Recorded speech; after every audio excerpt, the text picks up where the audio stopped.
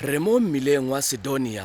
mo unit 15 mo Mmabatho. Mmilao ke mmila mogolo o hetang hela mo thoko ga Living Faith, mme o tsamaye o ye ko tlase kwa o hete mo thoko ga Grace Bible Church. Metsi a ha ke metsi a tshosang a tsibiketsang mmele a ileng gore ha o sa ile tlhoko ga o kitla o kgona gore o ka phonyoga. Mme ke ne ke re bagaetsho a re ikeleng tlhoko gore e rile ha re kgabaganya mo re be re kgabaganya sentle, re kgone gore re nne re babalesegile gone pula e neleng ka matšorotsoro tota e na ka e le ya medupi ka gore ga ise ke e thuse modumo, mme ke yone e dirang gore metsi a tsamaye jaana. Mme jaaka o bona ha ga re itse gore a serori se o se bonang ha se a se tla kgona go kgabaganya kete mongwe a sone o bona gore a boele kwa morago. Ke gone hela gore a boele kwa morago gate tshwenyana ya boya bontlha ya ikilela,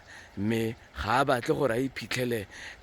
metsi a lekeletse ka gonne a ka tla a mo tlhagisetsa matlhotlhapelo. Ke gone la gore o boyang gonne ga o itse gore ko yang teng go ntse jang, gonne ha o leng teng ha go a tshosa le pelo ya gago ke a e utlwa mo ke leng teng mo gore ka mokgwa e betsang ka teng ya go lela le letswalo la go lela la re a ke boele ko ke tswang teng, ka gore ko ke tswang teng gone ke a go itse, mme ko ke yang teng ga ke go itse. Bagaetsho